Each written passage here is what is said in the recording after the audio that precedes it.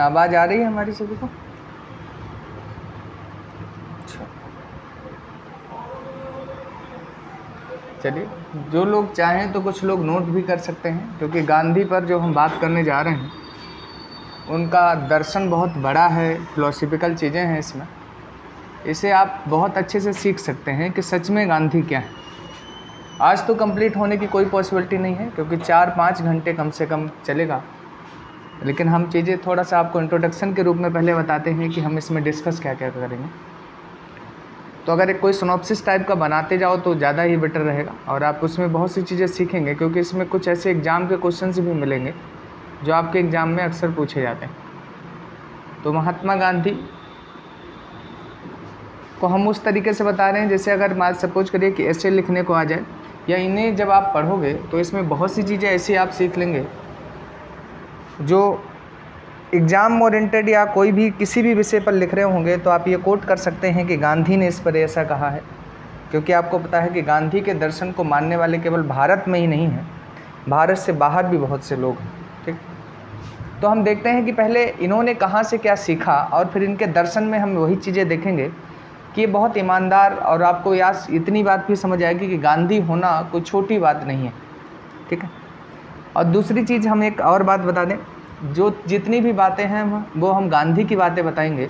Philosophy में कभी भी आप जो इंसान बता रहा उसे नहीं जज करेंगे, कारण है क्योंकि वो उस समय केवल उनके बिहाफ पर बात करेगा।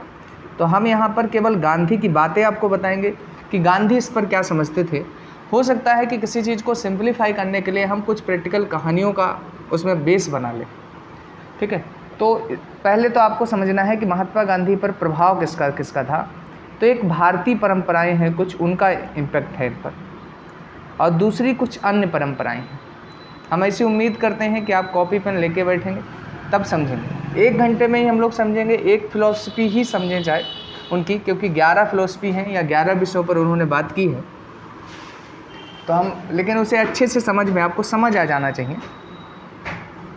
तो अगर हम भारतीय परंपरा में बात करते हैं तो ये सबसे ज़्यादा कहाँ कहाँ से प्रभावित हैं। एक तो उपनिषद से बहुत ज़्यादा इन पर प्रभाव है, दूसरा इन पर गीता का प्रभाव है। जैसे अगर एग्जाम्पल बेस हम बात करें तो क्या आप कहें, इनकी माता जो थी वो पुतली बाई थी। कितना इन पर ज़्यादा इम्पैक्ट है उस बात को समझाने के लिए एक हम इंट्रोडक्शन बेस बात कोट कर रहे हैं। ठीक, तो इनकी माता जो है वो पुतली बाई हैं, तो इन्हें ये बायोलॉजिकल मदर कहते थे अपनी। और गीता जो पुस्तक है इसे स्पिरिचुअल मदर कहते थे, मतलब इन्हें जैविक माता का दर्जा दिया था, और गीता पुस्तक को आध्यात्मिक माता का दर्जा दिया था।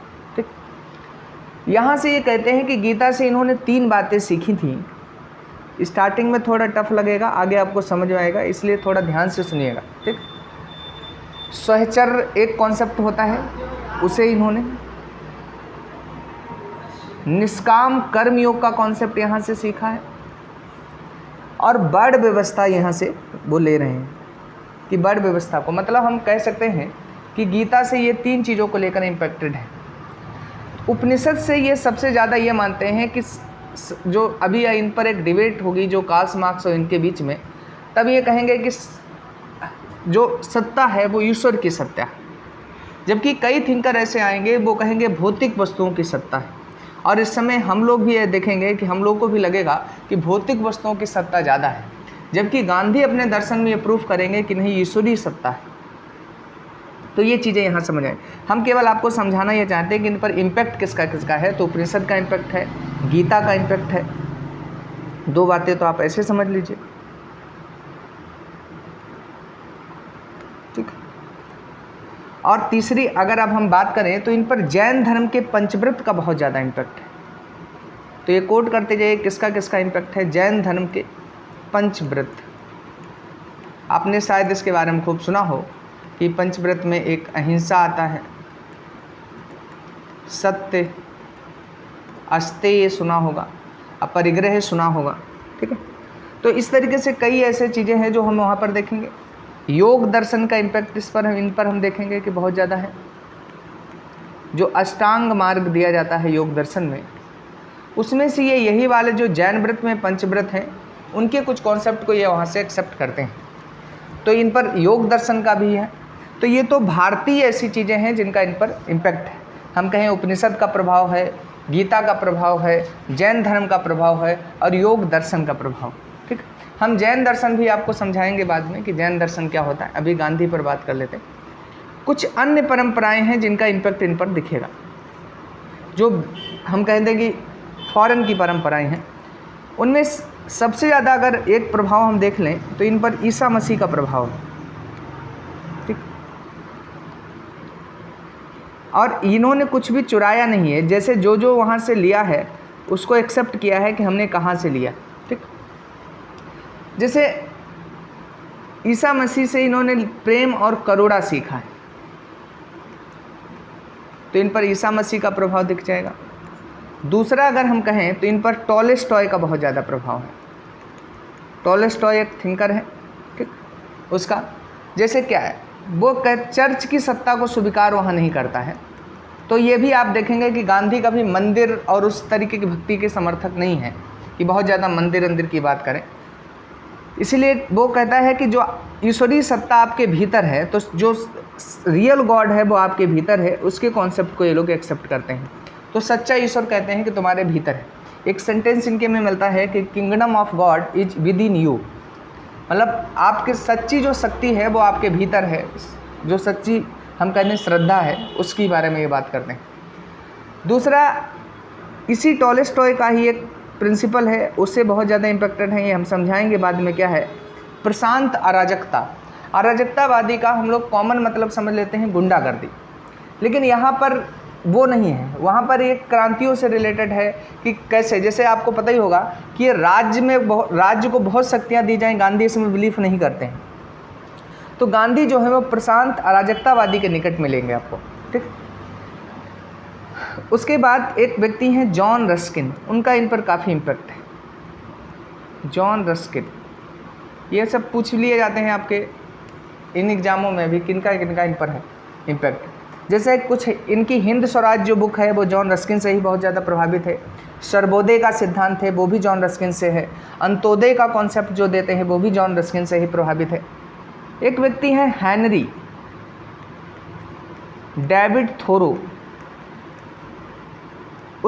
उनके बुकों का भी इन पर बहुत ज़्यादा इम्पैक्ट है। जैसे जो सविनय अवज्ञा आंदोलन ये भारत में शुरू करते हैं, उस सविनय अवज्ञा आंदोलन ये इन्हीं से सीखते हैं कि सविनय अवज्ञा आंदोलन का इम्पैक्ट इन पर आता है।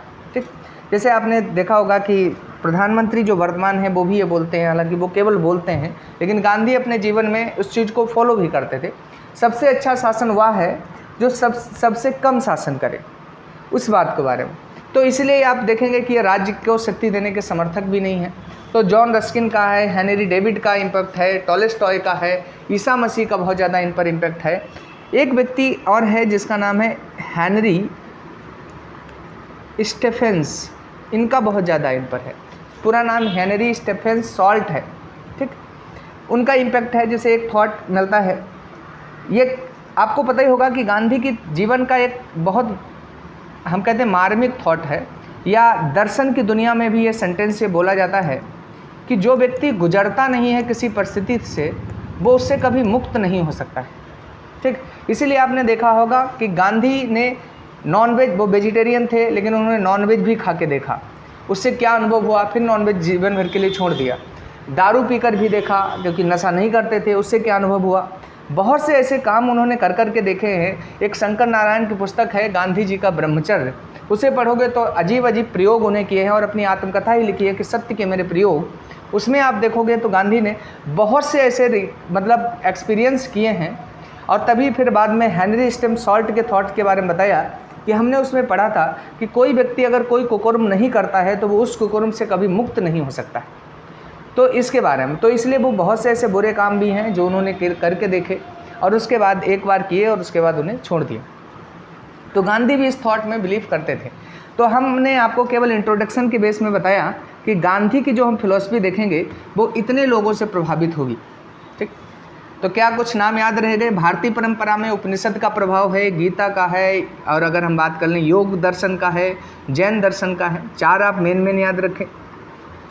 विदेशी परंपरा में की अगर हम बात करें तो इनकी पर ईसा मसीह का प्रभाव है, टॉलस्टॉय का है, जॉन रस्किन का प्रभाव है, हेनरी स्टेफन सॉल्ट का प्रभाव है, हेनरी डेविड थोरो का प्रभाव है। तो इतने लोगों का इन पर इम्पैक्ट है, मोटा मोटा का है। इनकी सभी फिलॉसफियों को एकादश व्रत में कन्वर्ट कर दिया जाता है। एकादश व्रत का मतलब है कि 11 चीज़ों का पालन करे अगर, तो वो नैतिक बन सकता है, ऐसा गांधी जी का मानना था। यानी कि अगर 11 चीज़ों को आप फॉलो कर लेते हैं तो आप नैतिक बन जाएंगे। हम ऐसी उम्मीद करते हैं कि यहाँ से आप लिखें, क्योंकि अब इनका एक एक प्रिंसिपल हम धीरे धीरे समझाएंगे कि कौन सी 11 चीज़ें आप अगर फॉलो कर लें जीवन में तो आप गांधी के दर्शन के निकट होंगे और आप गांधीवादी पूर्णता हो जाएंगे। तो इसमें पहले तो इन्होंने 5 पंचव्रत ही बताए हैं कि पंचव्रत को आप फॉलो कर लीजिए, और 6 और बताए हैं। ठीक, तो पहले तो लिख लीजिए पंचव्रत। ये वही पंचव्रत हैं जो जैन धर्म में बताए गए थे।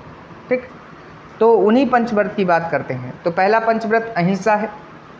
दूसरा लिखिए, पहला अहिंसा,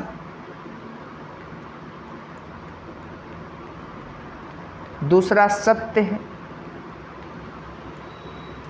तीसरा पंचव्रत अस्तेय है,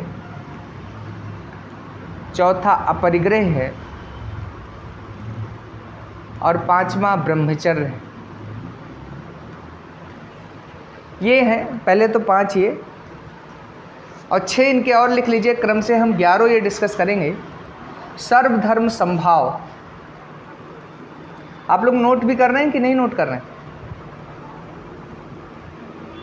अगर ना नोट कर रहे हो तो केवल हम बताते चलें, क्योंकि उससे और जल्दी खिंच जाएगा। अच्छा, एकादश व्रत लिख लीजिए। गांधी कौन 11 चीज़ें बताते हैं कि जिनसे व्यक्ति नैतिक हो जाएगा, या इनकी पूरी फिलॉसफी में केवल ये 11 बातें ही हैं। पंचव्रत अहिंसा, अहिंसा, सत्य, अस्तेय, अपरिग्रह और ब्रह्मचर्य। ऊपर का कुछ समझ ना आया हो तो कोई दिक्कत नहीं, यहाँ से समझ आएगा आपको, और यहीं से मेन। फिर आगे लिखिए, अगर जो अलग फिलॉसफी 6 और बची हैं उनमें पहली फिलॉसफी है सर्वधर्म संभाव, दूसरी स्वदेशी, तीसरी है शारीरिक श्रम, और चौथी है अभय। पहली सर्वधर्म संभाव, दूसरी है स्वदेशी, तीसरी है शारीरिक श्रम, चौथी है अभय, 5वीं है अस्वाद, और 6वीं है अस्पृश्यता का निवारण। अस्पृश्यता का निवारण, अनटचेबिलिटी की बात करते हैं, अनटचेबिलिटी कैसे दूर की जाए। तो यहाँ से हम स्टार्ट करते हैं। पहले अब गांधी का एक समझाते हैं कि अहिंसा क्या है। ठीक,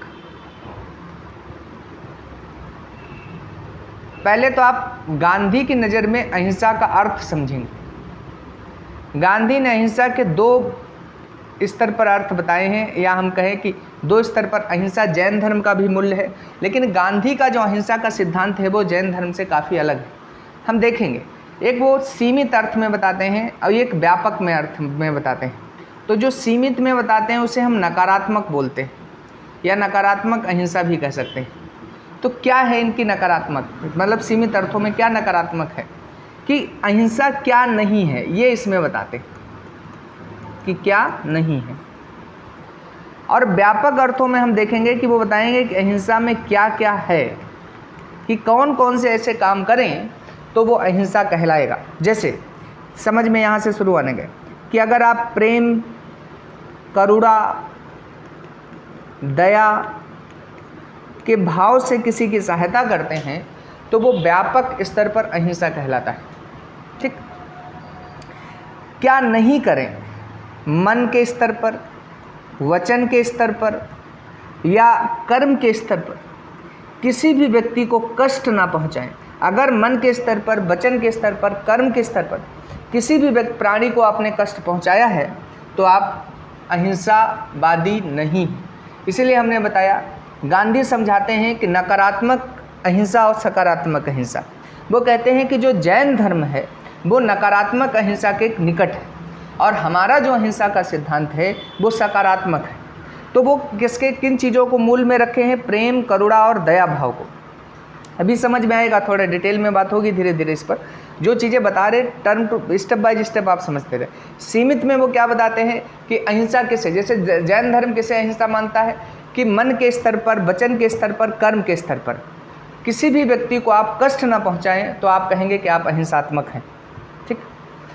और व्यापक स्तर पर ये क्या कहते हैं कि किसी भी व्यक्ति की सहायता प्रेम, करुणा और दया भाव से आप कर रहे हैं तब आप अहिंसात्मक कहलाएंगे, ठीक। तो हम कह सकते हैं कि व्यापक में ये कह रहे हैं कि क्या करना चाहिए आपको, तब अहिंसात्मक। और नकारात्मक में कह रहे हैं कि क्या नहीं करना चाहिए। मन, वचन, कर्म, ये 3 शब्द तो याद कर लीजिए, इनकी पूरी फिलॉसफी में आएंगे कि इनके आधार पर किसी भी व्यक्ति को कष्ट नहीं पहुंचाते हैं अगर आप, तो आप अहिंसात्मक कहलाएंगे। यानी इन दोनों में अहिंसा की परिभाषा ही है। तो इसमें बता रहे हैं कि क्या नहीं करें तो अहिंसात्मक हो जाएंगे, अहिंसावादी कहलाएंगे, और इसमें बता रहे हैं कि क्या करें तब आप अहिंसावादी कहलाएंगे। क्या दोनों टर्म समझ में आ रहे हैं? चलिए अब इसकी विशेषता बताते हैं, यहीं से डिबेट और अलग अलग कुछ थिंकर्स इसमें इंक्लूड होना शुरू हो जाएंगे। विशेषताएं क्या हैं अगर इस अहिंसा के कॉन्सेप्ट की हम देखते हैं? पहले ये कहते हैं कि मानव समाज का प्राकृतिक नियम है ये अहिंसा। ये लिख लीजिएगा, मानव समाज का प्राकृतिक नियम, पहली विशेषता है अहिंसा की। दूसरी, कुछ लोग मानते हैं कि कायरता है अहिंसा, तो ये कहते हैं कायरता नहीं है। इस चीज़ को ये बताएंगे अभी कि कायरता नहीं है और कैसे कायरता नहीं है, ये सिद्ध करेंगे। कुछ लोग कहते हैं कि आज जो है इस समय अहिंसात्मक सिद्धांत अव्यवहारिक हो गया, तो ये भी बताएंगे कि कैसे अव्यवहारिक नहीं है, इम्प्रैक्टिकल नहीं है, मतलब आज भी प्रैक्टिकल है, व्यवहारिक है या अव्यवहारिक नहीं है, इस पक्ष में ये बोलेंगे। और चौथा, उसकी विशेषता बताते हैं कि अहिंसावादी वही व्यक्ति हो सकता है जिसे ईश्वर में विश्वास हो। ईश्वर में विश्वास होना जरूरी है, ईश्वर में विश्वास होना जरूरी है।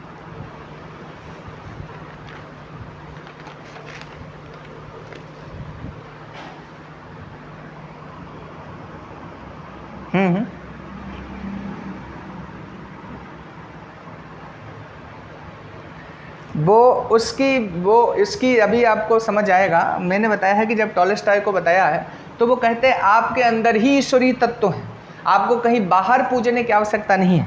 तो इसीलिए उसी को बात कहेंगे। कहीं आप नहीं देखेंगे पूरा हम गांधी पढ़ा देंगे आपको या कहीं किताब में कि गांधी इस बात के समर्थक हैं कि आप बहुत मूर्ति पूजा करो, गांधी इस बात के समर्थक हों कि आप मंदिर का निर्माण करो, या गांधी ने किसी मंदिर का निर्माण कराया हो, ऐसा आपको कहीं नहीं मिलेगा। तो इसलिए वो ईश्वर को तो एक्सेप्ट कर रहे हैं। ये डिबेट अभी आगे आपको समझ में आएगी, अगर आज की क्लास में नहीं हो पाई तो आगे आ जाएगी। अभी पैसेंसफुली आप ये सुनते जाइए, सीखते जाइए कि इसमें हम क्या क्या चीज़ें आपको समझा रहे हैं। जब हम कहें कि अहिंसा कंप्लीट, तब आप अहिंसा को समझिएगा कि हाँ अब अहिंसा हमें समझ आया कि नहीं। वो मैंने इंट्रोडक्शन दिया है, उसके सभी जो पॉइंट हैं वो डिस्कस होंगे।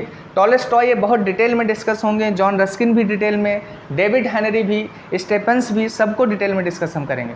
हमने इसीलिए वो नहीं किया कि क्या है जो बुक था उस बेस में केवल इनके थॉट दिए थे, तो वो जिनके नाम कोट किए उन्होंने क्या कहा, मैंने वही बेस तैयार किया, इसीलिए मैंने दोपहर में क्लास नहीं ली थी। तो हम उन चीज़ों को, आपके उन कन्फ्यूजन्स को दूर करेंगे, ठीक है। अभी हम आगे बताएं, चले। अब देखिए पहली विशेषता इनकी समझिए। जब इन्होंने कहा मानव समाज का प्राकृतिक नियम ही अहिंसा है, तो इसमें कुछ ऐसे गुटबाजी ऐसे मिलेंगे लोग। अब हम थोड़ा प्रैक्टिकल लैंग्वेज में जा रहे हैं कि अगर मान लो कोई व्यक्ति मांसाहार करता है और एक व्यक्ति जो है वो शाकाहार करता है, ठीक, और या तीसरा वैज्ञानिक पद्धति का है, वो डार्विनवादी है। ये 3 पॉइंटों में आप इन्हें कैटेगराइज कर लीजिए। मांसाहारी व्यक्ति कहेगा देखिए जैव मंडल को, अगर बायोस्फीयर को हमें संतुलित करना है तो हमें मांसाहार करना ही पड़ेगा, नहीं तो ये अगर इतने जीव जो हैं वो बहुत ज़्यादा हो जाएंगे। ठीक है। और फिर कैसे क्या, इनके मतलब थोथे तर्कों की हम बात कर रहे हैं। शाकाहारी कहेगा कि नहीं, किसी भी हालत में हमें मांसाहार नहीं करना चाहिए। डार्विनवादी जो होगा साइंटिफिक तौर पर, उसने ये प्रूफ किया था, डार्विनवाद का एक पॉइंट समझिएगा कि क्या है, उसने प्रूफ किया था कि दया का भाव जो हमें दिखता है जीवों पर, वो शाकाहार को मतलब काउंटर करता है कि वो ईश्वर ने हमें ऐसा बनाया ही है कि हमारे अंदर दया के भाव का जागरण होता है परिस्थिति की बेसिस पर। उसमें कोई शाकाहार मांसाहार का नहीं वो होता है प्रभाव। कहा कि हमारा जो मैकेनिकल जो हम चलते हैं, जैसे हम लोग जब एक्शन रिएक्शन करते हैं हार्मोन्स के बेसिस पर, तो वो कहता है साइंटिफिक है। कुछ ऐसी भौतिक परिस्थितियां बनेंगी जिनके अंतर्गत हमारे अंदर दया का भाव आएगा, और कुछ ऐसी भौतिक परिस्थितियां बनेंगी जिनमें हमें क्रोध आएगा, और कुछ ऐसी भौतिक परिस्थितियां बनेंगी जिनमें हमें मतलब हम खुश रहेंगे। इस तरीके की बातें करता है डार्विनवाद। तो वो कहता है कि ईश्वर ने हमें ऐसा बनाया है, इसका शाकाहार और मांसाहार से बहुत लेना देना नहीं है। अगर शाकाहार मांसाहार से लेना देना हो कि मतलब तो मांसाहारी व्यक्ति को भी दया का भाव आए, तो वो भौतिक परिस्थितियाँ, और भौतिक परिस्थितियाँ कैसे तय होंगी वो उसके बारे में इस तरीके से बताते हैं कि कहीं पर भौतिक जगत ही उन्हें तय करेगा, भौतिक जगत क्या है थोड़ा इसे, और कहीं पर जो तय करेंगे वो ईश्वरीय शक्तियाँ तय करेंगे। इसके बारे में एग्जाम्पल्स वो लोग देते हैं कि जैसे मान लीजिए आप सो रहे थे और आपने कुछ सपना देखा एक, और जब तक आप सो रहे थे, जब तक आप सपना देख रहे थे, तब तक वो चीज़ें आपको सब वास्तविक ही लग रही थी, ठीक।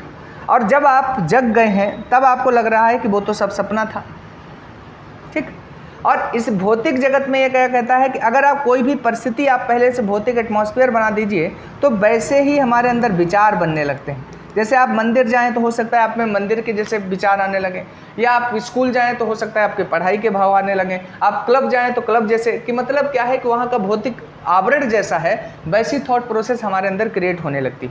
तो भौतिक जगत वाले ये कह रहे हैं, ये कहते हैं, ईश्वरीय जगत वाले लोग ये कहते हैं कि नहीं, जब हमने जैसे सपना देखा तब उसमें कुछ भौतिक चीज़ें भी थीं, पहले हमारे अंदर विचार आ जाता है, थॉट आ जाता है, और उसके बाद उन भौतिक वस्तुओं को हम सृजित कर देते हैं।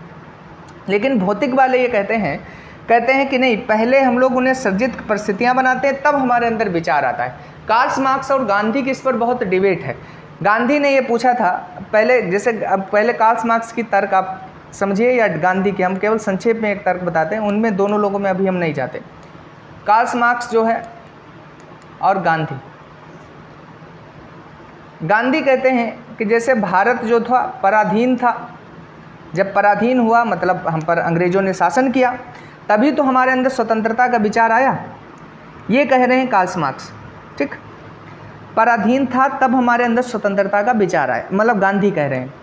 तो वो कहता है पहले कि पराधीन हुआ ही क्यों, उसकी भौतिक परिस्थितियां बनी होंगी तभी तो वो पराधीन हुआ। इस तरीके से ये लोगों पर पूरी किताब लिखी है, गांधी और कार्ल मार्क्स की डिबेट होती रहती है, और अंत में ये लोग निष्कर्ष पर नहीं पहुंचते। तो हमें उस पर नहीं जाना, हमें केवल इतना समझना है। अभी एक लोग ये कहना चाहते हैं कि जैसा एटमॉस्फेयर होगा, आसपास का वातावरण होगा, उसी हिसाब से लोगों के विचार बनेंगे, ये कार्ल मार्क्स मान रहा है। ये कहते हैं कि ऐसा नहीं है, जैसे हमारे विचार बनते हैं उसके बाद फिर वातावरण वैसा बन जाता है। तो ये इसमें भरोसा कर रहे हैं। अभी केवल आपको समझना है कौन सही कौन गलत है, ये बाद में निर्धारित कर लेना, जब कार्ल मार्क्स भी पढ़ लेना। अभी गांधी किस में भरोसा करते हैं इस बात को समझिए। हो सकता है आप गांधी के पक्ष में सहमत हो सकता है आप कार्ल मार्क्स के पक्ष में सहमत हो। गांधी ये मान रहे हैं, हम फिर दबाव देकर इस पॉइंट को कह रहे हैं कि गांधी का मानना केवल इतना है कि पहले हमारे अंदर विचार आते हैं, उसके बाद हमारा भौतिक जगत तैयार होता है। ये बात बता रहे हैं गांधी, ये बात आपको समझनी। इसी समय एक तरफ एक चीज़ और बताते हैं डार्विनवाद में, या अपने यहाँ पर हम कहते हैं उसे मत्स्य न्याय। मत्स्य न्याय में आपने एक कोट ये खूब सुना होगा कि कोई भी तालाब है या सागर है, उसमें बड़ी मछली छोटी मछली को हम खा जाती है। तो यानी न्याय किसके पक्ष में जाता है? शक्तिशाली के पक्ष में, ऐसा अरस्तु भी कहता है, ठीक। और इसी तरीके से आपको पता है, इसी को जब हम देखते हैं उनमें survival of the fittest Darwin ने बोला था कि आप अपने उसके अनुकूल, जैसे आप सर्वाइव कर सकते हैं उसके अनुकूल आप अपने आप को ढाल लीजिए। तो इसका मतलब जब ये डिबेट होती है कि मांसाहार सही है कि शाकाहार सही है, मानव समाज प्रकृति के नियम के अनुकूल है, इन सब पर डिबेटें हो रही हैं। तो इस तरीके से लोगों के थॉट क्या हैं, ये चीज़ें पहले डार्विन ने क्या कहा, तो गांधी अब अपने थॉट देने की बात कर रहे हैं।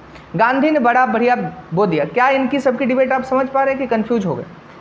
एक्चुअली फिलॉसफी में यही दिक्कत होती है कि कई लोगों को कोट करना होता है तो कन्फ्यूजन हो जाता है। अब फिर हम रिकॉल करा दें कि मांसाहार वालों ने अपने आप को सही बताया है कि जैव मंडल असंतुलित हो जाएगा अगर हम मांसाहार नहीं करेंगे। शाकाहार ने कहा कि ऐसा करने की कोई ज़रूरत नहीं है। इस तरीके की बातें वो कर रहे हैं और दया भाव है वो बताते हैं कि ऐसा आना चाहिए, अगर ऐसा नहीं आता है तो आप ह्यूमन नहीं है। डार्विनवाद ने यह सिद्ध करने की कोशिश की है कि ये सब साइंटिफिक है, ईश्वर ने हमें ऐसा बनाया ही है।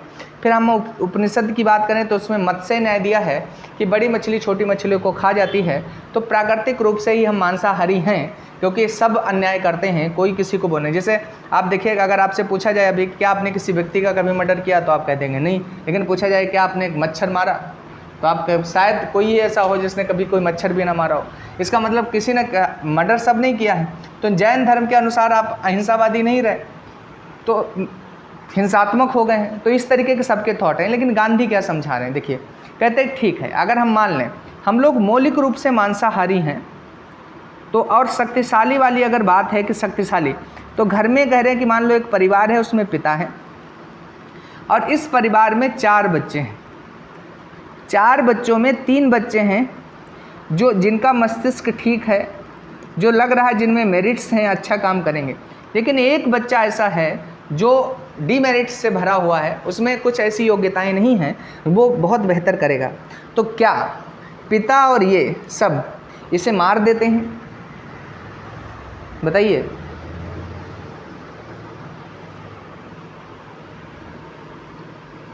तो हाँ, तो अब क्या है, अब गांधी अपने पहले पॉइंट से प्रूफ कर रहे हैं कि देखिए हम प्राकृतिक रूप से अहिंसावादी हैं। कैसे कि परिवार में जो कमज़ोर होता है उस पर और हम ज़्यादा उसकी केयर करने लगते हैं। ठीक, तो ये वाला इस चीज़ को वो बताते हैं। फिर कहते हैं कि यदि जानवरों का जैसे मौलिक गुण हिंसा है तो मानव का इसी तरीके का मौलिक गुण अहिंसा है। जानवरों में इस तरीके के गुण आप नहीं देखेंगे। जानवरों में हम मान लेते हैं कि बड़ी मछली जाके छोटी मछली को खा लेती है, या और जंगल में हम देखेंगे कि एक जानवर दूसरे जानवर को खा लेता है, इस तरीके से। लेकिन मानव में ऐसे गुण नहीं मिलते। ऐसा नहीं है कि सभी मानव मांसाहार पर ही जीवित हैं, शाकाहार पर भी जीवित हैं। तो हम बताना ये चाहते हैं और कहते हैं कि जो व्यक्ति मांसाहार करते हैं वो पाषाणिक मानव है। पाषाणिक मानव का मतलब आपको पता ही होगा कि पैलियोलिथिक काल जो है, कहते उस एज से अभी बाहर ही नहीं आए हैं। जो पत्थर का काल था उस समय हमें मांसाहार करना मजबूरी था क्योंकि हम उतने सजग नहीं थे, हमें पता नहीं था कि कैसे फसलें उगाई जाती हैं, कैसे क्या की जाती हैं। तो गांधी, मैंने क्या बताया है पढ़ाते समय पहले बताया, हम यहाँ आपको गांधी के विचार बता रहे हैं, ना ये हमारे व्यक्तिगत विचार हैं, ना हम इनसे कहो कि पूर्णतः सहमत हैं या असहमत हैं। ठीक, या आपसे हम ना चाहते हैं आप पूर्णतः सहमत हैं या असहमत। आप केवल ये जानिए कि गांधी किसी विषय पर क्या सोचते थे। तो गांधी ने बताया, ये सिद्ध करने की कोशिश की है कि मानव जो है वो नेचुरली जो है वो कैसा है, अहिंसावादी है, वो हिंसावादी नहीं। ये सिद्ध करने की कोशिश की है। प्राकृतिक रूप से पहला पॉइंट उन्होंने सिद्ध किया और कहा कि जितने भी मानव मांसाहार करते हैं इसका मतलब वो पाषाणिक काल से संबंधित है। पाषाणिक काल से संबंधित का मतलब है कि अभी वो उतने सजग नहीं हो पाए हैं, इस वजह से वो इस तरीके की एक्टिविटी करते हैं, ऐसा गांधी मानते हैं। तो क्या पहला पॉइंट सबको क्लियर हुआ है कि मानव समाज का प्राकृतिक नियम हिंसावादी नहीं है, अहिंसावादी है, ऐसा गांधी कह कर गए हैं। और उन्होंने बताया यदि कोई जानवर है तो वो हिंसावादी है और इसी तरीके से मानव जो है वो अहिंसावादी है। ये दोनों के अपने अपने मौलिक गुण हैं। ये बात गांधी ने बोली है, उसी को मैंने समझाने की कोशिश की है कि आम लोग क्या समझते हैं, डार्विनवाद थ्योरी क्या कहती है और गांधी क्या कहना चाह रहे हैं। चलिए ठीक है, अब हम दूसरा समझाते हैं। वो जब दूसरे लोगों ने कहा कि नहीं भाई कायरता है, कायरता को कैसे प्रूफ करने की कोशिश की, तो कहा है कि जैसे सपोज करिए, इसमें हम एग्जाम्पल कोट करने की कोशिश करते हैं। ये 2 परिस्थितियां हैं, आप बताइए। ये 2 व्यक्ति हैं, एक ए नाम का व्यक्ति है, एक बी नाम का व्यक्ति है। एक व्यक्ति था यहाँ पर, मान लीजिए सी नाम का व्यक्ति, ये पत्थरों से खेल रहा था और ए नाम का व्यक्ति जा रहा था, तो इसने पहले इसके तड़ाक से एक पत्थर मारा और पता चले कि इसके पीछे सूझ गया। जब तक इसने घूम के देखा कि किसने मारा तब तक इसने दूसरा मार दिया। तो आगे भी एक मतलब इस तरीके से, हमारे इधर गुलम्मा बोलते हैं, तो वो मान लीजिए ये सूझ के ऐसे निकल आए। ठीक, 2। तो इस व्यक्ति ने देखा कि ये मानसिक रूप से असंतुलित व्यक्ति है या पागल व्यक्ति है हम कहें, तो इसने इस पर कोई एक्शन नहीं लिया। और आपको पता है कि ऐसा नहीं है, चाहता तो इसके पास साहस भी था, इसके पास शक्ति भी था, ये इसका उपयोग कर सकता था और इसके 2-4-6 पत्थर भी लगा सकता था ऐसा। लेकिन दूसरे व्यक्ति के साथ सेम इसने ये घटना की और ये आया, इसने इसे खूब मारा। इसने पता चले इसके 1 पत्थर या 2 पत्थर मारे तो इसने इसके 10-12 पत्थर मारे। तो ऐसी स्थिति जब बन गई तब अब क्या सिस्टम यहाँ से आया, ठीक, ये समझने वाली बात। दूसरा, तो पहला गांधी ने बताया है कि अहिंसा जो है वो कायरता कैसे नहीं है। यदि किसी व्यक्ति में साहस है, शक्ति है, फिर भी वो उसका उपयोग नहीं कर रहा है क्योंकि वो उसकी वास्तविक स्थिति जानता है, तो ये कहते हैं कि मतलब कायरता नहीं है, ये अहिंसा है, ठीक। और अगर उसमें साहस ही नहीं है तब वो कायरता है। पहला पॉइंट ये समझाने की बात कर रहे हैं। तो क्या समझ में आया? पहला पॉइंट क्या कह रहे हैं कि साहस और शक्ति के बावजूद यदि कोई व्यक्ति हिंसा नहीं करता है तब वो अहिंसावादी होगा, ठीक।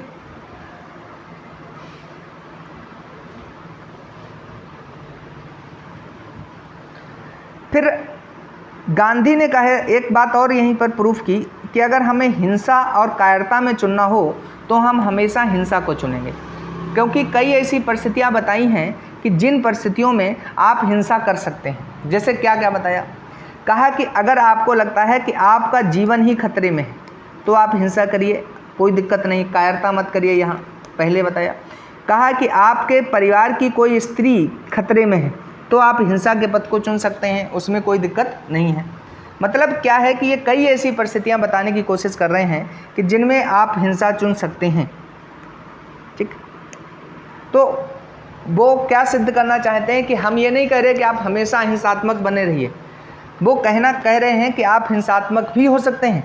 ऐसी भी परिस्थितियां हैं कब जब आपका जीवन असुरक्षित हो, आपके घर की कोई स्त्री खतरे में हो, तो उन परिस्थितियों में आप क्या हो सकते हैं, किसी की सुरक्षा की दृष्टि से आप हिंसात्मक भी हो सकते हैं।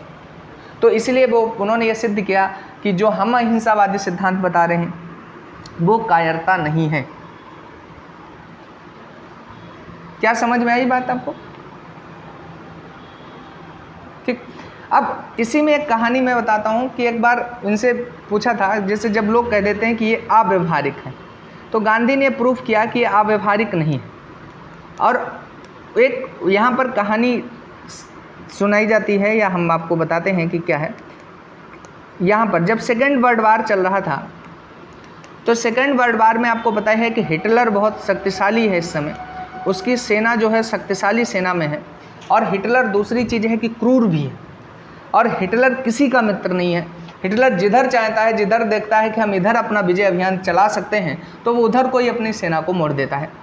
स्विट्ज़रलैंड के लोग जो हैं, अब स्विट्ज़रलैंड आपको पता है बॉर्डर पे पड़ेगा, जर्मन अनबर आप देखोगे यूरोप में मैप पर, ठीक।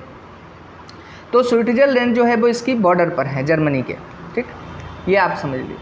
तो अब यहाँ के लोग जो हैं बहुत मानववादी प्रवृत्ति के हैं पहली बात तो, और इन्हें किसी से वो भी नहीं है, ईर्ष्या नहीं है, किसी भी धर्म का व्यक्ति जाए, किसी भी रंग का जाए, मतलब इस तरीके से अपना अच्छा पढ़ते लिखते हैं और अपना अच्छा हाई इंडेक्स का जीवन गुजारते हैं।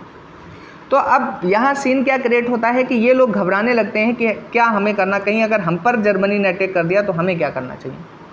तो ये गांधी से एडवाइस लेते हैं। तो गांधी कहते हैं कि हम आपको सलाह तो दे सकते हैं, लेकिन अगर आप हमारी बात पूरी सुने और हंसे ना तो उन्होंने कहा कि अच्छा, हम अगर मान लीजिए हिटलर हम पर अटैक कर दे तो हमें क्या करना चाहिए, हम सेना तैयार करें। तो उन्होंने पहला उनसे ये प्रश्न कहा कि ठीक है, आपको लगता है कि क्या आप हिटलर के समान इतनी सशक्त सेना तैयार कर सकते हैं कि आप हिटलर से लड़ सकें। तो उन्होंने कहा कि नहीं, ये पॉसिबल नहीं है, क्योंकि हिटलर की सेना बहुत सशक्त है। तो उन्होंने उन्हें सलाह दी कि जब कभी भी अगर ऐसी परिस्थिति बन जाए तो आप सब लोग खुले मैदान में एक दूसरे के हाथ पकड़कर निहत्थे खड़े हो जाना। और इस बात का हम दावा करते हैं कि कितना भी कोई क्रूर व्यक्ति हो, वो आपको पता है कि उसका हृदय परिवर्तन होगा, या वो कहते हैं कि वो सभी को नहीं मार सकता, 2 4 6 लोगों को मारेगा, जब देखेगा कि उसकी प्रतिक्रिया ही नहीं हो रही है तब वो जो होगा वो हथियार डाल देगा, ठीक। मैं इसे प्रैक्टिकल समझाता हूँ तो आपको शायद समझ में आ जाएगा। हालांकि स्विट्ज़रलैंड पर हिटलर ने अटैक ही नहीं किया था तो ऐसी परिस्थिति ही नहीं बनी। जैसे हम बताते हैं, मान लीजिए कि पिता शक्तिशाली है और बच्चा जो है वो अभी कमज़ोर है, और कोई शैतान करके बच्चा अगर आता है तो दो परिस्थितियाँ, पिता अगर मारने लगे तो वो एक जवाब दे दे और एक में कहे ये कि आपसे ही तो हमें, और अपना पूर्णतः समर्पण कर दे, आपको जो हमारे साथ करना हो वो करो। तो अगर जवाब दे देगा कि ठीक है अभी तो हम कमज़ोर हैं, 4-5 साल बाद तुम्हें देख लेंगे, तो अगर कहीं ऐसा जवाब दे दिया तो फिर पिता आपको पता है आक्रमण के मुद्रा में आएगा और बहुत पीटेगा बच्चे को। लेकिन अगर वो समर्पण कर दे तो शायद पिता पीट ही नहीं पाएगा, उसका खुद का ही हृदय परिवर्तन हो जाएगा।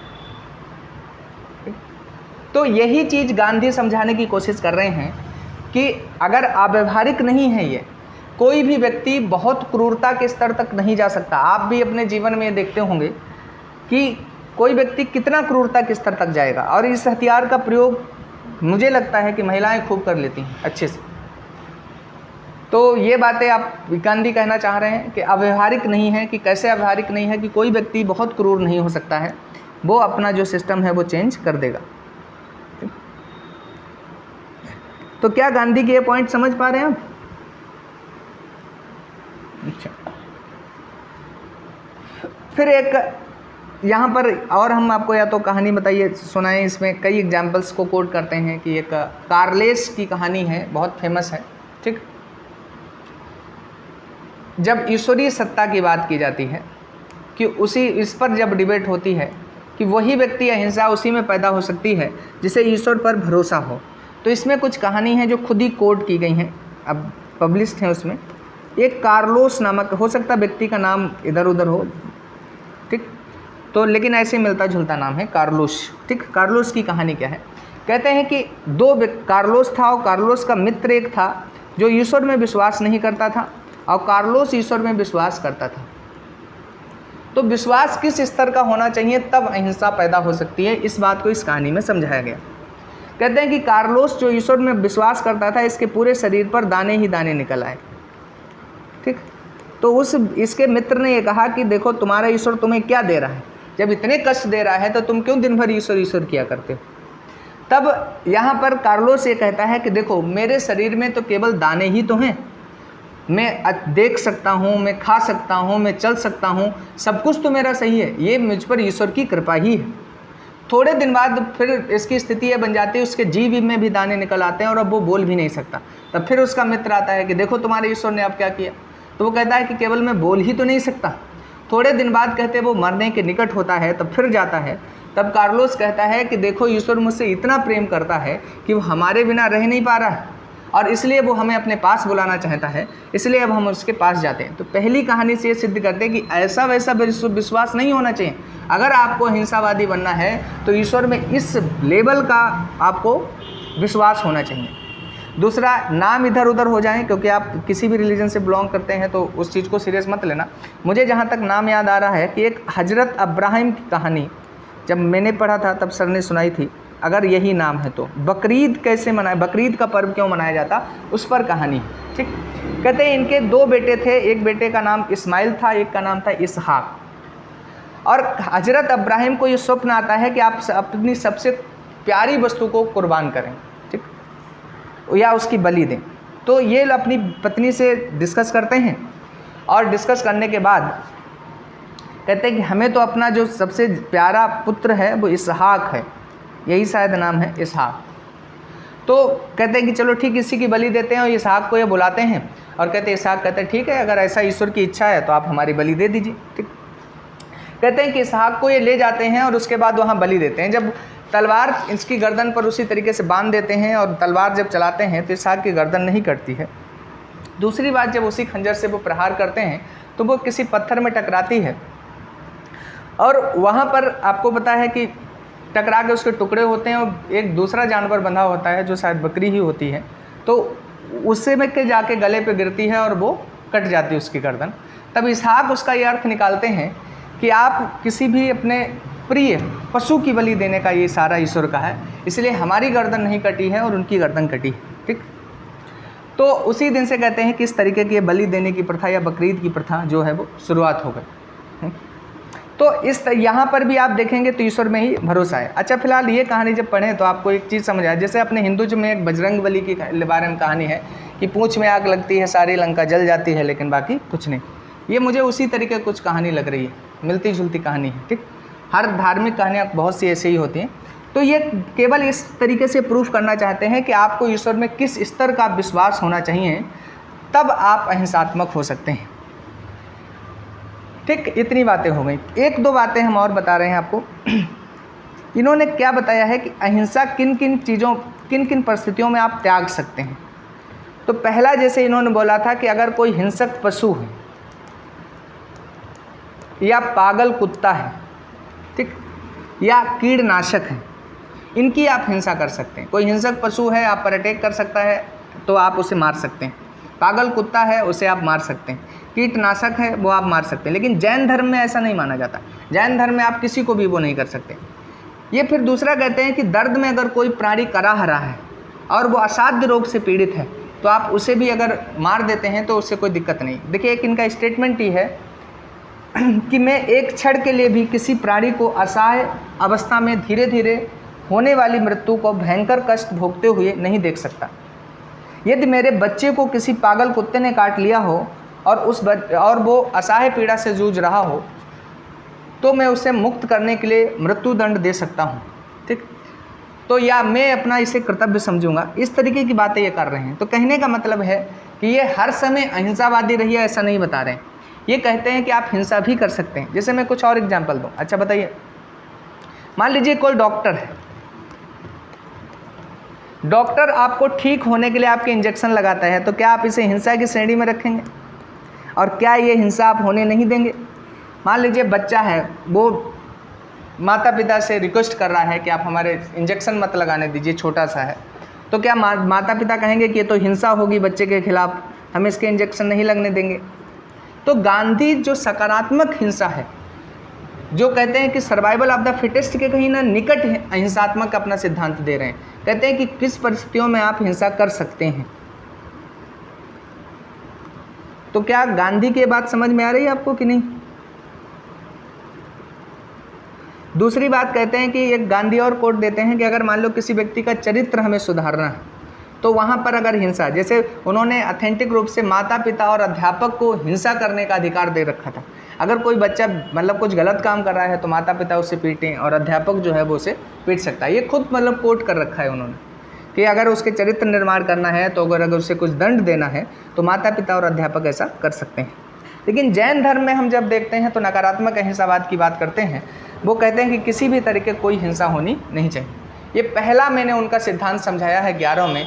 इसी को कहते हैं गांधी का अहिंसावादी सिद्धांत। अब इसमें आपको केवल अहिंसा को लेकर अगर कोई क्वेश्चन आपका है तो आप पूछिए।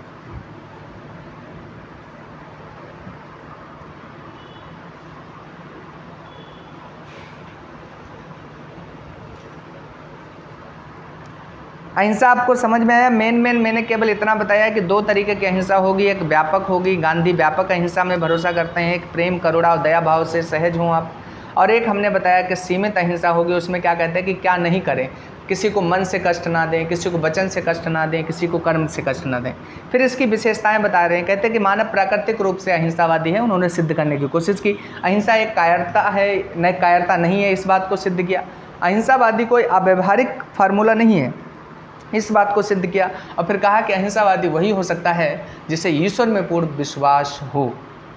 बस इतनी बातें उन्होंने कही हैं। मैंने अब कोशिश की है कि मैं आपको इस सिद्धांत को समझा सकूं।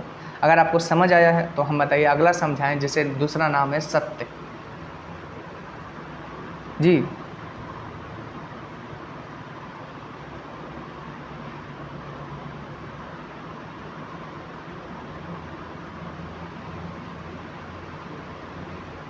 क्यों नहीं हो सकता?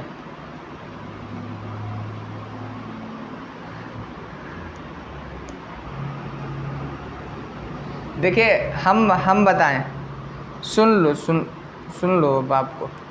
भारत में कुल 9 दर्शन हैं, ज़्यादा हो तो पता नहीं। मुझे जो पढ़ाए गए एथिक्स के पेपर से लेकर या वहाँ तक, इन 8 दर्शनों में मोक्ष की बात की जाती है। ठीक है, और इसमें लगभग समय यही दिया है कि तुम उपभोग ना करो, उपभोग ना करो। एक व्यक्ति मात्र आएगा जिसका नाम है चार्वाक। ये कहेगा कि बाहर दुनिया में कुछ भी नहीं है, ठीक, जितना उपभोग कर सकते हो जो कुछ है वो यहीं है। चार्वाक पढ़ाएंगे तब डिटेल में बताएंगे, अभी मत समझना इतना ही है। और ये दो रास्ते खींच दिए हैं, एक तरफ की त्याग त्याग त्याग, एक तरफ उपभोग उपभोग उपभोग, ठीक। गांधी जो आया है वो एक तरीके से मिडल मार्ग देने की कोशिश कर रहा है, मध्यम मार्ग। अभी आपको मैंने अहिंसा बताया, इसी तरीके से हम अभी इनका सत्य समझाएंगे। तो ये सत्य का भी, ये केवल ऐसे नहीं, जैसे जॉन रॉल्स से भी ये बहुत ज़्यादा प्रभावित है। जॉन रॉल्स कहता है कि सबने ये बताया है कि न्याय होना चाहिए, लेकिन किसी ने ये नहीं बताया कि न्याय कैसे किया जाए। तो जॉन रॉल्स ने कोशिश ये की थी कि न्याय की प्रक्रिया बताएं, कि अगर जस्टिस किसी भी सोसाइटी में हमें इम्प्लीमेंट करना है तो जस्टिस किस प्रोसेस से हम इम्प्लीमेंट करें। तो गांधी यही कोशिश कर रहे हैं। गांधी केवल फार्मूले ही नहीं बता रहे कि ऐसा होना चाहिए, गांधी ने अपने यथावत, क्योंकि गांधी कोई दार्शनिक तो है नहीं, ठीक, गांधी ने बहुत ईमानदारी से बताया है कि हमने कौन सी चीज़ कहाँ से ली। इसीलिए मैंने क्या बताया स्टार्टिंग में कि गांधी किससे किससे प्रभावित हैं। गांधी ने कुछ चीज़ें उपनिषद से ले ली, कुछ गीता से उठा ली, कुछ योग दर्शन से उठा ली, कुछ ईसा मसीह से सीख लिया, कुछ हम कहते हैं कि जॉन टॉलस्टॉय से सीखा है, कुछ जॉन रस्किन से, कुछ हेनरी स्टीफन से, कुछ डेविड से। इसी तरीके से गांधी ने इधर उधर से सब सीखा हुआ है। और फिर उसके बाद कुछ उनकी माता जी से प्रभावित हुए, या कुछ सत्य के मेरे प्रयोग किए, जैसे कहीं कुछ पढ़ा और उसके बाद देख रहे हैं। जैन से ये पंचव्रत उठा लिया, पंच महाव्रत जो हम अभी पढ़ा रहे हैं, हिंसा, सत्य, असत्य, अपरिग्रह और ब्रह्मचर्य, ये तो सब जैन में दिया। लेकिन उन्होंने देखा कि जैन धर्म में जो है वो बहुत कठोर मार्ग है, तो इसलिए वो बता रहे हैं कि इतना कठोर मार्ग व्यक्ति नहीं। जैसे आप देखो, जब जैन धर्म पढ़ोगे तो उसमें दो तरीके के मिलेंगे व्रत। एक मिलेगा आपको महाव्रत मिलेगा, एक मिलेगा अड़ु व्रत। क्या है महाव्रत? किन्हें जो जैन के मुनि बनते हैं उन्हें फॉलो करना होता है। इन्हें ये पांचों व्रत बिल्कुल बहुत कठोरता से फॉलो करने होते हैं। और अड़ु व्रत किसके लिए है? पारिवारिक लोगों के लिए है। और पारिवारिक लोग जो हैं वो क्या कर सकते हैं? जैसे ब्रह्मचर्य इनके लिए नहीं कहा गया, कहा गया है कि ये विवाह भी करेंगे, ठीक, बस इतना बताया गया कि ये संयमी होंगे। संयमी से बहुत सी चीज़ें निकल कर आ रही हैं उसमें, मतलब क्या है कि दूसरी किसी पर नारी पर ध्यान नहीं देंगे, या कहा कि स्वाद के ही पीछे हमेशा नहीं भागेंगे, कि हर तरीके की वासना से मुक्ति की बातें करेंगे।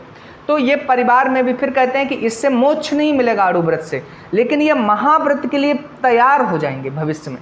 जब जैसे मान लीजिए इनकी चौथी अवस्था जब आती है, तब ये अड़ु व्रत का इतना प्रयोग कर चुके होंगे कि ये महाव्रत के पथ पे चल सकते हैं। इस तरीके की बातें कर रहे हैं उसमें। और अड़ु व्रत के बारे में ये कहा जाता है कि अभी से 15-20 साल से मतलब ज़्यादा ये बहुत ज़्यादा फेमस हुआ है।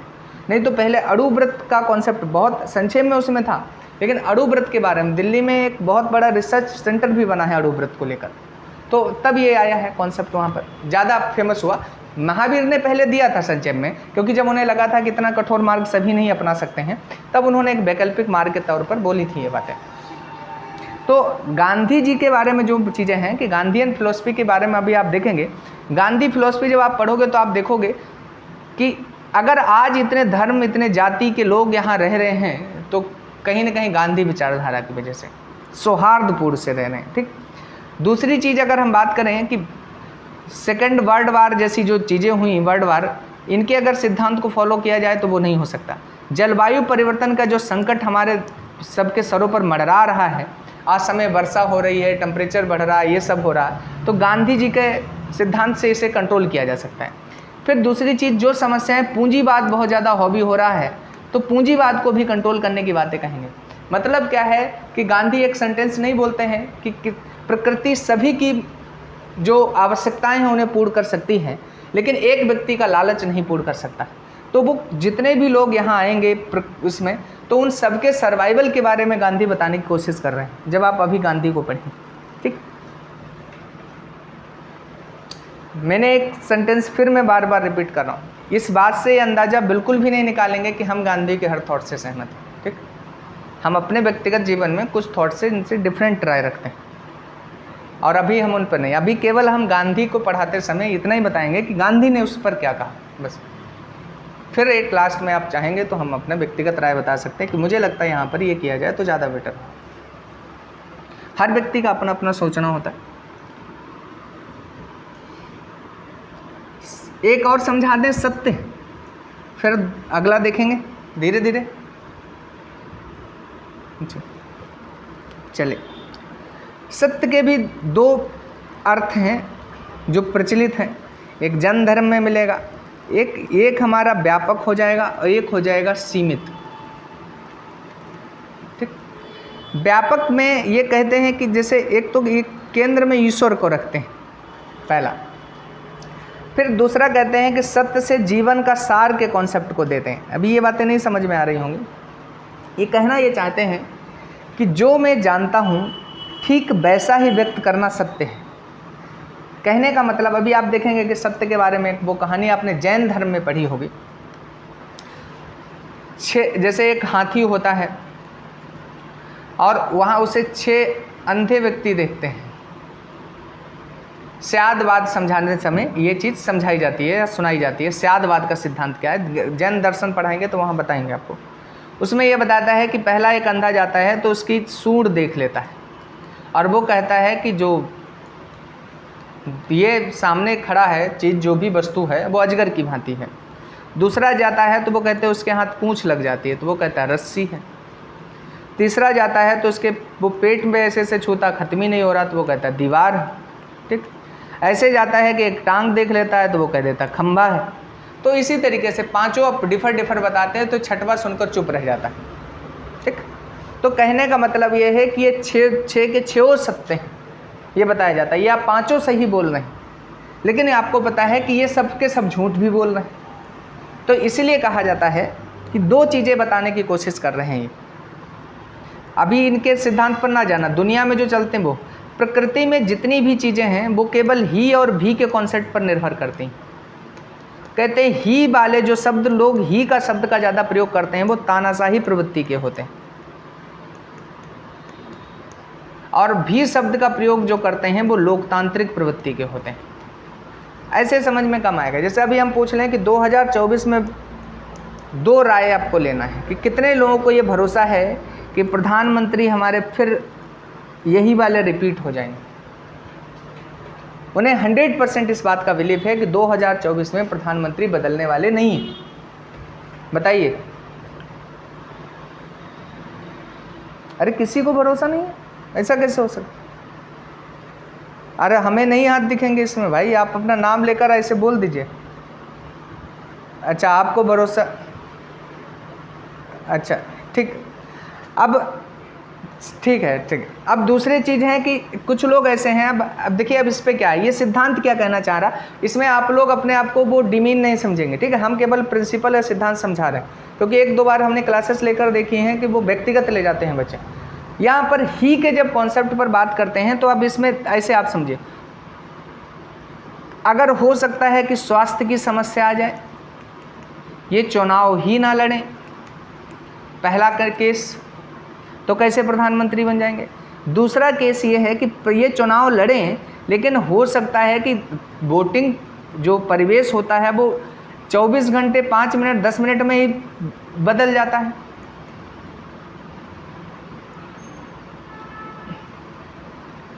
अरे बंदर ही पढ़ा लीजिए,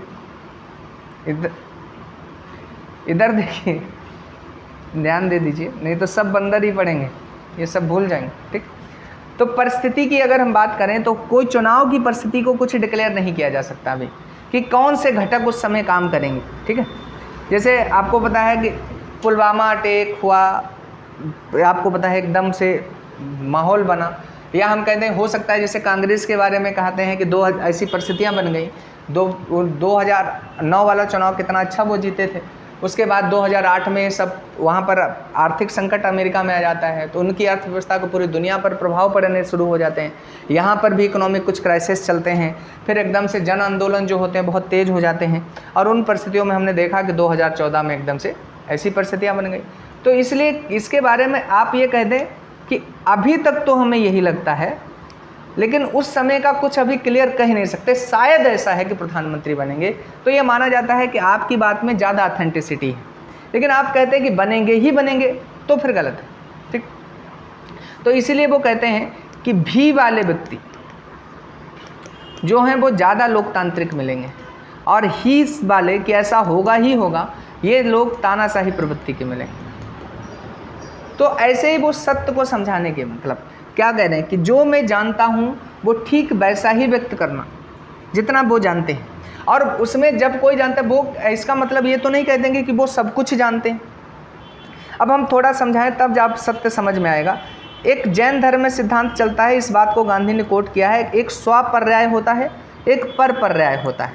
ठीक, जैसे हम जिस पेन से लिख रहे हैं, इस पेन के बारे में अगर हम मान लीजिए आप सब लोग क्लास में बैठे होते ऑफलाइन और ये पेन हम आपको दिखाते हैं और हम पूछते कि बताइए कि ये पेन कैसा है, तो आप मान लीजिए कि मार्कर से हम लिख रहे हैं, तो आप क्या सबको एक ही जैसा पेन दिखेगा? बताइए। नहीं, सबको एक जैसा नहीं दिखेगा। आप बात को समझिए कैसे। क्या देखिए, पहली बात तो वहाँ डिस्टेंस मैटर करेगी। दूसरी, सब लोग इधर उधर ऐसे ऐसे करके बैठे हो थोड़ा थोड़ा, तो कोण, डिस्टेंस, आपकी आँखों की क्षमता, ठीक, ये सब चीज़ें मैटर करेंगी। तो पहले तो आप इस वस्तु, जो वस्तु आपके हाथ में, उसके सभी गुण जानिए। आप जितने भी गुण उसमें विद्यमान हैं उनके बारे में जानिए। फिर जितने भी वस्तुएं उससे संबंधित हो सकती हैं उनके बारे में जानिए। इसलिए जैन धर्म में एक बात कही जाती है कि एक वस्तु के बारे में जिस दिन आप पूर्णतः जान जाते हैं, उस दिन दुनिया के सभी वस्तुओं के बारे में आप पूर्णतः जान जाते हैं। तो वो स्वपर्याय परपर्याय। तो इसलिए गांधी ये कहते हैं कि सत्य के में, जब सत्य पर हमने बात करने की कोशिश की है, आगे अभी बताएंगे ये और भी सिंपल बातें भी बोलेंगे, तो स्वपर्याय परपर्याय की अवधारणा हमें सही समझ आई कि क्या, कि अगर हम एक वस्तु को पूर्णतः जान जाएं और उससे संबंधित वस्तुओं को भी पूर्णतः जान जाएं, तब तो हम ये बात कह सकते हैं कि 100% सही है। नहीं तो तब तक हमें शायद की संभावना में या शायद की स्थिति में ही रहते हैं कि जहाँ तक मुझे जानकारी है वहाँ तक ऐसी संभावनाएं हैं। इसलिए गांधी की जब आप किताब पढ़ें या गांधी पर जो मूवी बनी है वो देखें, गांधी कहीं पर 100% नहीं होते, कहते हैं कि जहाँ तक मुझे जानकारी है वहाँ तक ऐसा ऐसा है। तो उसमें तो गांधी सत्य इसी स्तर पर अपना आकलित करते हैं कि मतलब एक सेंटेंस यूज करते हैं कि जो मैं जानता हूँ ठीक वैसा ही व्यक्त करना हमारी नज़र में सत्य है। ठीक, अब दूसरी बात हम आपको बताएं। फिर गांधी ये नहीं कहते हैं कि आप हर जगह सत्य बोलिए, तो कहते हैं कि बहुत राजनीतिक दृष्टिकोण से वो बात कर रहे हैं, लेकिन हमें तो सामाजिक से भी लगता है। वो कहते हैं कि अगर आप हर जगह सत्य बोलेंगे तो आपका एक भी सामाजिक संबंध नहीं, मतलब वो कहते हैं राजनीतिक संबंध नहीं बचेगा, तो यहाँ मुझे तो लगता है सामाजिक संबंध भी नहीं बचेगा। ठीक, और फिर दूसरी बात ये कहते हैं कि व्यक्ति असत्य बोलता ही क्यों है, तो दो कारणों से बनता है। या तो वो किसी चीज़ के लालच में, लालच हो सकता है आपके किसी संबंध हैं और आप संबंध कहीं खराब ना हो जाए, तो इसलिए आपने असत्य बोला। या तो भय की दृष्टि से कि कोई आपको दंड ना मिल जाए, इसलिए आपने असत्य बोला। तो वह कहते हैं कि लालच और भय दो ही परिस्थितियों में इंसान जो है वो असत्य बोलता है। ठीक, तो वो कहते हैं कि लेकिन इतना साहस आप जुटाइए कि जैसा आप जानते हैं वैसा आप बोलने की क्षमता रखते हैं। ठीक, हाँ, तो वो ये चीज़ बोल रहे हैं कि ये कह रहे हैं कि सामाजिक संबंध, मतलब राजनीतिक संबंध सभी समाप्त हो जाएंगे। तो इसलिए राजनीतिक संबंध जब सब समाप्त हो जाएंगे तब वो कहते हैं अगर हित है, जैसे वो कौटिल्य को कोट करने की कोशिश कर रहे हैं अप्रत्यक्ष रूप से, साम दाम दंड भेद, और मैकियावेली के करीब कहीं जा रहे हैं। मैकियावेली कहता है कि नैतिक वह नहीं है जो नैतिकता बताती, नैतिक वह है जो राजा बताता है, जो राजा करता है वही नैतिकता है। वो ये मैकियावेली अपना थॉट देता है। तो वो कहने का राजनीतिक सेंस में कहीं ना कहीं उसी बात को कहने की कोशिश कर रहे हैं। तो उन्होंने फिर भी क्लियर करके समझाया है कि आप में इतना साहस होना चाहिए कि जो जैसा दिखता है आप वैसा बोल सके। दूसरी बात उन्होंने ये समझाई है कि असत्य व्यक्ति केवल दो ही परिस्थितियों में बोलता है, या तो उसे लालच हो किसी चीज़ का, या तो उसे भय हो। ठीक, तीसरा वो बोल रहे हैं कि सीमित अर्थ में इसकी जब उन्होंने बात बताई है तो उसके बारे में कुछ अहर्यताएँ बताएं कि कौन कौन से ऐसी चीज़ें हुए तो आप सीमित स्तर पर सत्य का पालन कर सकते हैं। पहला तो आप बताते हैं कि आपको विषय की गहरी समझ हो किसी, तब आप उसके बारे में सत्य बोल सकते हैं। दूसरा कहते हैं कि आपको ईश्वर में खूब गहरा विश्वास हो, तब आप। तीसरा, आप में साहस हो। और चौथा कहते हैं आप में निस्वार्थ भाव से आप काम कर रहे हैं। इन परिस्थितियों में ही आप सत्य बोल सकते हैं, अदरवाइज आप सत्य नहीं बोल सकते। क्या क्या कह रहे हैं? अगर हम 3 डायमेंशन मेन इनकी बात करें, कह रहे हैं कि हर चीज़ में इन्हें कहते हैं कि ईश्वर में अगर विश्वास नहीं है आपको गहरा, तो आप किसी चीज़ का इनके हिसाब से पंचव्रत है उनका आप पालन नहीं कर सकते। तो पहला ये कह रहे हैं कि ईश्वर में गहरा विश्वास हो। दूसरा कहते हैं कि आपके अंदर साहस हो। और तीसरा, आप जो भी काम कर रहे हैं वो निस्वार्थ भाव से कर रहे हैं। इन 3 परिस्थितियों में ही आप सत्य बोल सकते हैं। ठीक, फिर तीसरा और बताते हैं कि और क्या क्या उपाय आप करें। आप कम बोलें, क्योंकि अगर ज़्यादा आप बोलेंगे तो आपको झूठ बोलना ही पड़ेगा। ठीक, फिर कहते हैं कि जो तथ्य हैं उन्हें ज़्यादा छेड़ने की कोशिश ना करें। ज़्यादा उनके साथ छेड़छाड़ करेंगे तो आपको उन्हें सिद्ध करने के चक्कर में झूठ बोलना पड़ेगा। ठीक, फिर वो कहते हैं कि अपनी निंदा झेलने की क्षमता अपने अंदर पैदा करें, थोड़ा कष्ट झेलने की भी क्षमता पैदा करें। ठीक, ये अगर क्षमताएं आप विकसित कर लेते हैं तो आप सत्य बोल सकते हैं। ये चीज़ें वो गांधी बताने की कोशिश कर रहे हैं, किसमें? सत्य में। ठीक, तो क्या आपको समझ में आ रहा है? फिर हम अब ओवरऑल कंक्लूड कर दें कि वो सत्य में क्या। सत्य के उन्होंने 2 अर्थ बताए, एक व्यापक भाव में बताया। व्यापक भाव में तो ये कह दिया कि जैसा भी आप जानते हैं वैसा बोल दें, लेकिन बोल तभी सकते हैं जब आप में साहस हो तब। सीमित अर्थ में वो कहते हैं कि आप तभी सत्य बोल सकते हैं कौन, या तो आप में ईश्वर में गहरा विश्वास हो। आप अगर असत्य बोलेंगे तो ईश्वर से डर लगेगा आपको कि ईश्वर हमारे साथ अन्याय कर देगा। दूसरा, आप में साहस हो। तीसरा, आप निस्वार्थ भाव से। फिर उन्होंने उपाय बताए हैं कि किन किन का पालन करके आप असत्य नहीं बोलेंगे, कम बोलें, तथ्यों के साथ छेड़छाड़ ज़्यादा ना करें। ठीक, और आपको बताया कि गांधी जी पर भी बहुत से क्वेश्चन ऐसे हैं, आगे हम बताएंगे, लास्ट क्लास हम आलोचना की लेंगे इनकी, तब आप देखेंगे कि गांधी भी, जैसे आपको पता बहुत गहरा बाबा हो, आप उससे पूछने लगिए, सब क्वेश्चन करने लगिए कि भाई ऐसा क्यों होता, ऐसा क्यों होता। जैसे एक मैं आपको बताऊं, हम लोगों को जितना भी मोक्ष सिखाने की कोशिश करते हैं तो उसमें केवल इतना ही बताते हैं कि जीव या आत्मा का बंधन, इससे मुक्ति है। और इससे मुक्ति कहते हैं कब मिलेगी, तो कर्म सिद्धांत से मिलेगी। ठीक, तो ये एक प्रश्न जब ये पूछा है, थिंकर ने पूछने की कोशिश की कि कर्म सिद्धांत ही क्यों थोपा गया व्यक्ति पर, जब हर जीव स्वतंत्र है, भगवान ने उसे बनाया है, तो उस पर कर्म सिद्धांत क्यों थोपा गया कि तुम्हें ये करना है, और उसके हिसाब से उसे क्यों भोगना पड़ता है। तो इसके या बहुत से हर धर्म में ये क्वेश्चनेबल हुआ है, चाहे मतलब किसी से, तो उन लोगों ने कह दिया।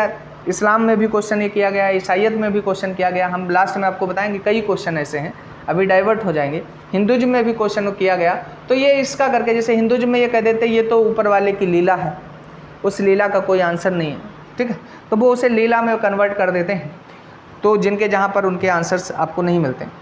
सामान्य केसेस में अगर हम बात करें तो गांधी जी ने केवल इतनी बातें बोली हैं और सत्य के पालन के काफ़ी नियम बताने की कोशिश की है कि आप किन परिस्थितियों में सत्य का पालन कर सकते हैं।